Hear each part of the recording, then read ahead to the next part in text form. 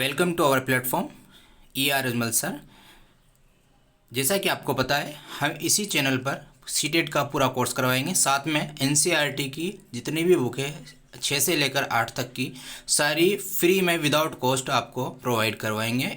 उनके नोट्स और hand written notes जो आपको अभी स्क्रीन पर दिख रहे हैं, ये सारे हैंड रिटन नोट्स आपको व्हाट्सएप ग्रुप पर मिल जाएंगे। आप वहाँ से कनेक्ट हो जाइए। हाँ, व्हाट्सएप ग्रुप की जो लिंक है वो डिस्क्रिप्शन में मौजूद है, वहाँ से जाके आप कनेक्ट हो सकते हैं। साथ में टेलीग्राम चैनल भी है, उससे भी आप कनेक्टेड हो सकते हैं। आज हम बात करेंगे नए साम्राज्य और राज्य।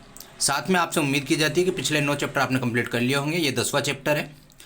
एक चैप्टर 11वां और बच रहा है, जिसमें इमारतों के बारे में पढ़ना है। उसके बाद में 6ठी क्लास के इतिहास की किताब जो हमारा अतीत भाग फर्स्ट है वो कंप्लीट हो जाएगा। तो हम शुरू करते हैं नए साम्राज्य और राज्य। तो नए साम्राज्य, जो नए नए साम्राज्य बने थे, उनके बारे में इस चैप्टर में हम बात करेंगे।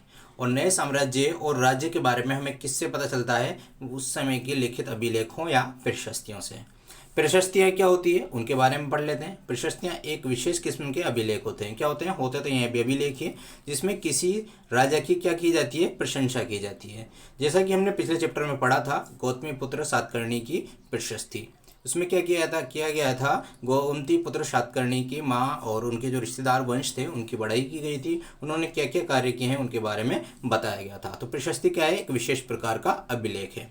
आगे बात करेंगे। प्रशस्ति की जब बात आ जाती है तो समुद्रगुप्त को हम छोड़ नहीं सकते।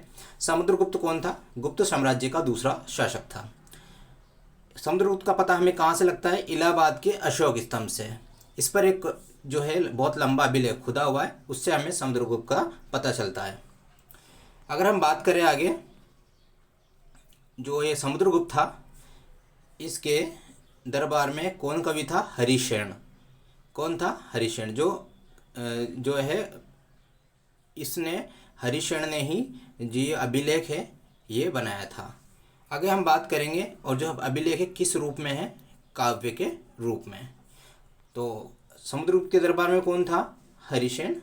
और हरिशेन ने ही हमें क्या किया था? यह अभिलेख से अवगत करवाया। और यह अभिलेख किस रूप में है? काव्य रूप में।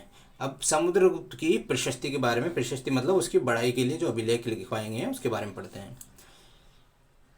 अब हम बात करेंगे समुद्रगुप्त प्रशस्ति में कवि ने राजा को क्या बताया? एक योद्धा बताया है, विद्वान बताया है, उत्कृष्ट कवि बताया है, और साथ में ईश्वर के बराबर बताया है। ये सारे गुण किसके बताए हैं प्रशस्ति में? समुद्रगुप्त के। किसने? कवि ने। ठीक है, समुद्रगुप्त के बारे में पढ़ लिया। तो ये सारी के सारी जो हम देख रहे हैं विशेषताएं, ये इतनी विशेषताएं क्यों बताया करते थे? क्योंकि उनके दरबार में रहा करते थे, और उनकी बड़ाई नहीं करेंगे किसकी करेंगे फिर? इसलिए हमेशा प्रशस्ति में बड़ाई किया करते थे, प्रशंसा किया करते थे। हरिशेन ने 4 प्रकार के राजाओं का उल्लेख किया समुद्रगुप्त के समय में। कितने प्रकार के? 4 प्रकार के। पहले जो राजा थे, जो प्रकार थे, पहले प्रकार के राजा, उनमें हम आर्यवर्त के 9 शासकों की बात करेंगे। इनको क्या किया था? समुद्रगुप्त ने हराकर अपने साम्राज्य में मिला लिया था। समुद्रगुप्त का साम्राज्य बहुत बड़ा था, तो 9 शासक थे, इनको हराकर इनका साम्राज्य अपने साम्राज्य में मिला लिया था। उनमें से कुछ एक इंपॉर्टेंट है, उनका नाम है पाटलिपुत्र, नालंदा, कन्नौज और प्रयाग। आगे हम साथ में बात करें दक्षिणी व्रत के। पहला तो कौन था? आर्यवर्त के 9 शासक। दूसरा था दक्षिणी व्रत के 12 शासक। टोटल 12 शासक थे। इनको हराने के बाद इनका साम्राज्य अपने अंडर नहीं लिया था, बस क्या किया था? हारने के बाद इन्होंने समर्पण कर दिया, और समर्पण करने की वजह से शासन की जो बागडोर है उनको वापस दे दी गई थी। शासन की उनको अनुमति दे दी गई थी। कहाँ? दक्षिणी व्रत के 12 शासकों में, दक्षिणी भाग के। आगे हम बात करें, तीसरा है असम, तटीय बंगाल, नेपाल और उत्तर पश्चिम के कई गण व संघ। ये लोग क्या करते थे? राजा के लिए उपहार लाया करते थे, आज्ञा का पालन करते थे, और दरबार में अपनी उपस्थिति दर्ज कराया करते थे। आगे हम बात करेंगे कुछ बाह्य इलाकों के बारे में, जिनके साथ में समुद्रगुप्त ने अपने क्या रखे थे? वो जो है अपने संबंध बनाए थे। तो बाह्य इलाके में कौन आता है? संभवतः कुषाण और शक वंश। तो शक वंश की स्थापना कब हुई? कुषाण वंश की स्थापना कब हुई? आपको मैं पहले ही पढ़ा चुका हूँ, तो इसको आप मुझे कमेंट करके बताइएगा। साथ में बात करें बाह्य इलाकों में, तो एक तो कुषाण थे, शक थे, और साथ में क्या थे? जो श्रीलंका के जो राजा थे उनको भी इन्होंने क्या किया था? अपने अधिकार में लिया था, और अधीनता स्वीकार करवा कर इनकी पुत्रियों से क्या किया था? विवाह किया था। वंशावली के बारे में पढ़ते हैं। वंश की बात मैं पिछले चैप्टर में कर चुका हूँ, एक बार फिर से बता देता हूँ। वंश कुछ नहीं है, पूर्वजों के बारे में बताए जाते हैं वंशावली में। मतलब उसके दादा कौन थे, परदादा कौन थे, उनके पापा कौन थे, इस तरीके से बातें इसमें की जाती है। तो हम बात करेंगे समुद्रगुप्त की माँ की, तो माँ का नाम था कुमार देवी और कौन से गण की थी, लिच्छवी गण की। जबकि बात करेंगे पिता की, तो पिता कौन थे, चंद्रगुप्त, गुप्त वंश के पहले शासक थे। और कब गुप्त वंश की स्थापना हुई, 1700 साल पहले। बेटा कौन है किसका, समुद्रगुप्त का बेटा कौन है, तो चंद्रगुप्त द्वितीय, जो कि बाद में जाके अपना राजा बना था गुप्त साम्राज्य का 30वें नंबर का। आगे हम बात करेंगे तो साम्राज्य के बारे में।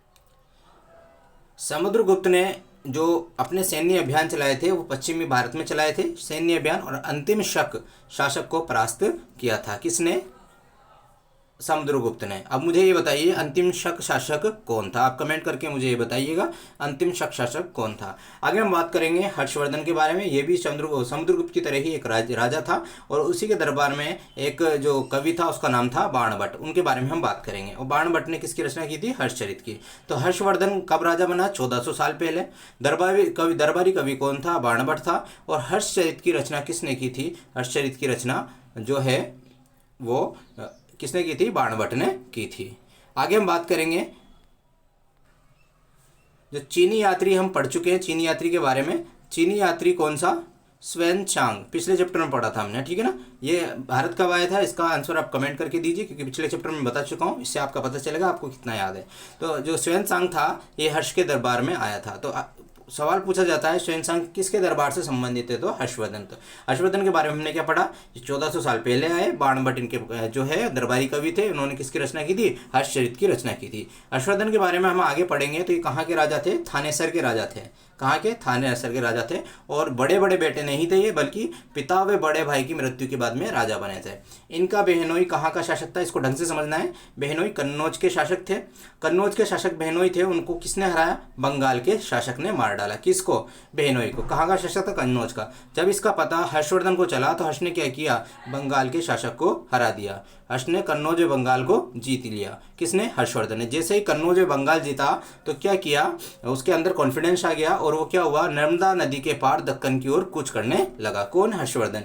जैसे ही कूच करने लगा तो उसको रोकने वाला कौन था, चालुक्य शासक थे। कौन था चालुक्य शासकों में, पुलकेशिन द्वितीय। तो पुलकेशिन द्वितीय ने किसको रोका था, हर्षवर्धन को। इस बात का ध्यान रखना है, पुलकेशिन द्वितीय के प्रसार को, पुलकेशिन द्वितीय ने किसके राज्य के प्रसार को रोका, तो आप क्या दोगे, हर्षवर्धन के। तो सीधी सी बात क्या हुई, हर्षवर्धन ने अपने बहनोई का बदला लेने के लिए कन्नौज और बंगाल को जीता। बाद में वो आगे नर्मदा घाटी के आगे बढ़ा तो उसको किसने रोका, पुलकेशिन द्वितीय ने। अब बात करेंगे हम बहुत बड़े राजाओं की दक्षिणी भारत के, जिन्होंने बहुत समय तक दक्षिण भारत में राज किया। एक तो पल्लव है, एक चालुक्य है। और चालुक्य में कौन है, पुलकेशिन द्वितीय, जो सबसे महत्वपूर्ण है। तो पल्लव की जब बात करेंगे, पल्लव की राजधानी थी कांचीपुरम, ये आपको याद करनी है। और कहाँ से कहाँ तक था, राजधानी कांचीपुरम से कावेरी डेल्टा तक, ये आपको याद करना है, इनका साम्राज्य था। इसी तरीके से अगर चालुक्य की बात करें तो कृष्णा से तुंगभद्रा नदियों के बीच में था। राजधानी क्या थी, ऐहोल, जो कि एक व्यापारिक केंद्र थी। दोनों ये क्या थे, महत्वपूर्ण वंश थे।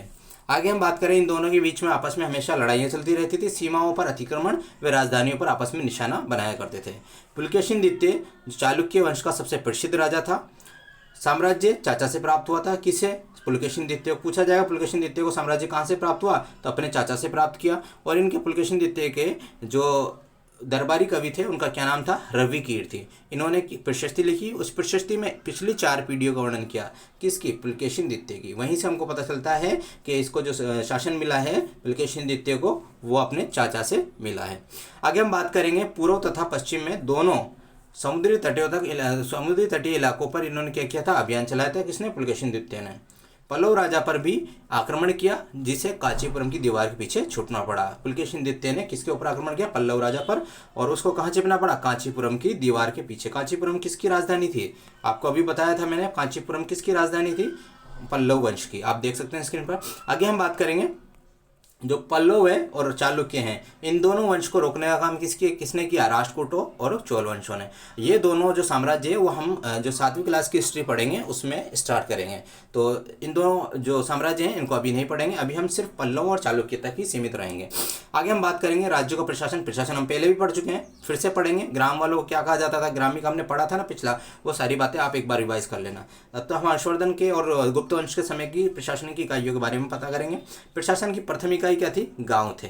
आनुवंशिक पदों की व्यवस्था थी उस समय। हरिशेन को जो महादंडायक का पद मिला था वो उनके पिता की तरह मिला था। मतलब क्या हुआ, आनुवंशिक पद मिल गया, बाप को जो मिला हुआ था वही बेटे को मिल गया। साथ में हरिशेन की बात करें तो कुमार माते और संधि विग्रह के पद भी मिले हुए थे। इसका मतलब क्या हुआ, एक ही बंदे के पास में बहुत सारी क्या कहते थे, मंत्रियों के विभाग हुआ करते थे।